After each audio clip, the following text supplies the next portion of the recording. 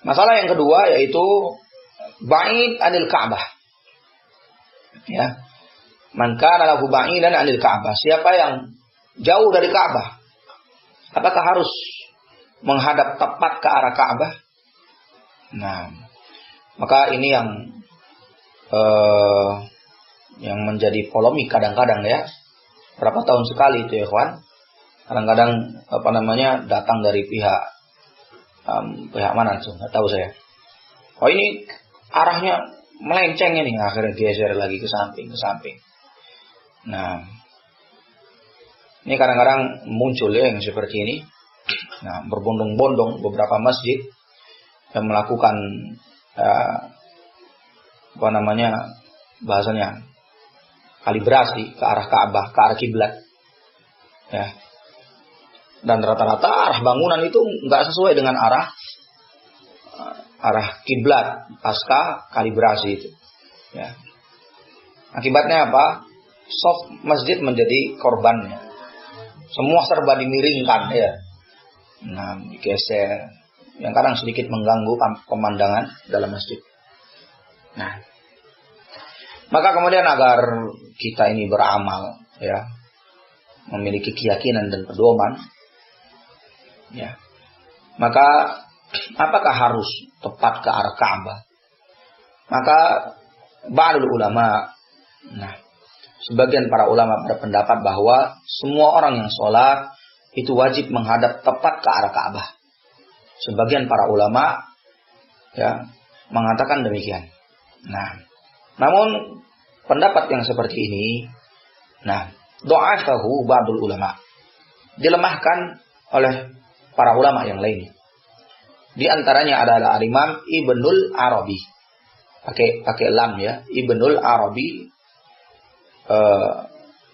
bahwa beliau menyebutkan bahwa kewajiban yang seperti ini itu tidak akan bisa dilakukan kecuali bagi mereka-mereka yang tinggal dekat dengan Ka'bah. Pendapat yang mengatakan pokoknya wajib semuanya harus mengarah ke arah Ka'bah. Nah, ucapan beliau dinukil oleh Imam Al-Qurtubi. Nah, dalam tafsir Al-Qurtubi jilid 2 halaman 160, qala Ibnu Al-Arabi wa huwa dha'if li'annahu taklif lima la yasilu ilaih. Kata Imam Ibnu Al-Arabi yang dinukil oleh Imam Al-Qurtubi menyebutkan ketika Imam Ibnu Arabi mengkritik tentang pendapat yang mengatakan wajib untuk menghadap ke arah Ka'bah semua orang yang sholat. Kata beliau ini pendapat yang lemah. Karena di sana ada unsur taklif, membebani untuk melakukan sesuatu yang tidak mungkin diwujudkan. Nah, sedangkan jumhur para ulama, mayoritas para ulama mengatakan kewajiban mereka orang-orang yang sholat yang jauh dari Ka'bah adalah menghadap ke arah di mana Ka'bah berada. Menghadap arah, menghadap jihah. Ya. Nah, menghadap arah Ka'bah. Nah, dan sebenarnya itulah arti dari perintah menghadap kiblat bagi orang yang jauh dari Makkah. Dan ini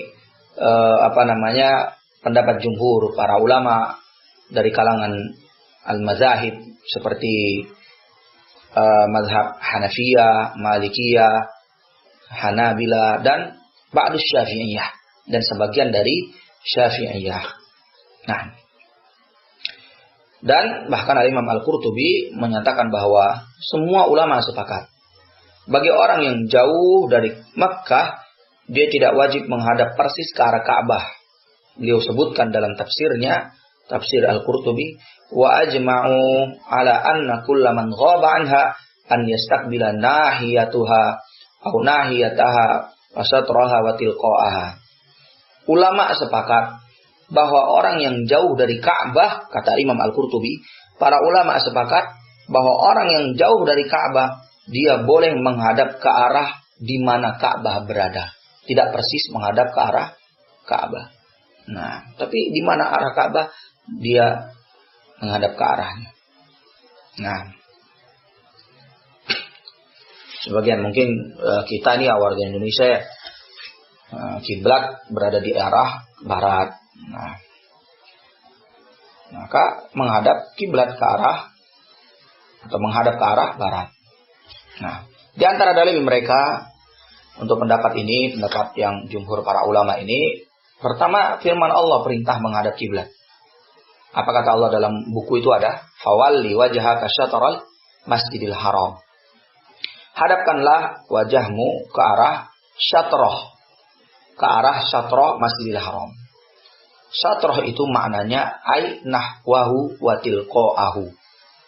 Nah, disebutkan ini dalam Majmu' Fatawa oleh Syekhul Islam Ibnu Taimiyah rahimahullah, makna syatrah dalam ayat itu adalah ay nahwahu wa tilqa'ahu.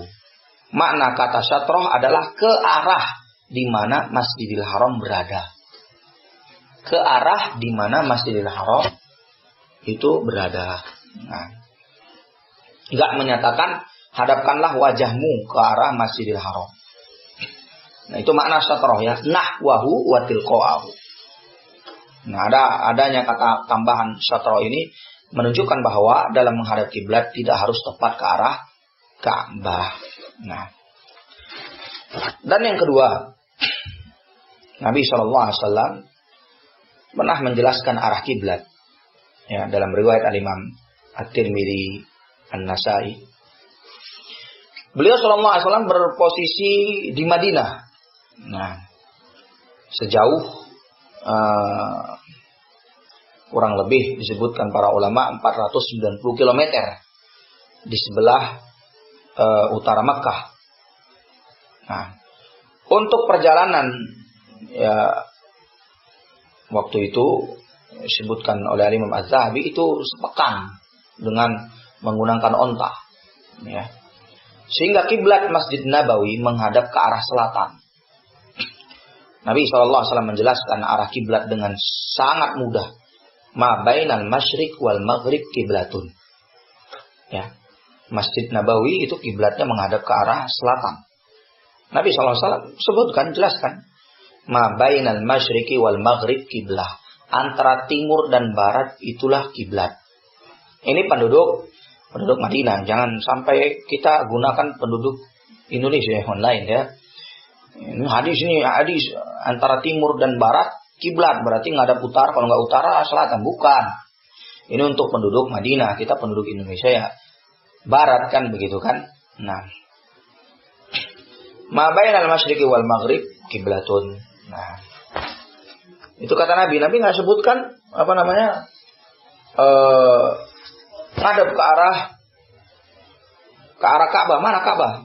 Ayo ditelusuri. Ka'bah diluruskan. Bukan seperti itu Nabi Shallallahu Alaihi Wasallam.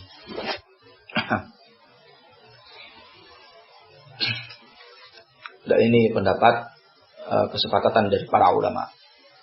Al-Imam Al-Mubarakfuri menyebutkan keterangan Al-Imam As-Suyuti.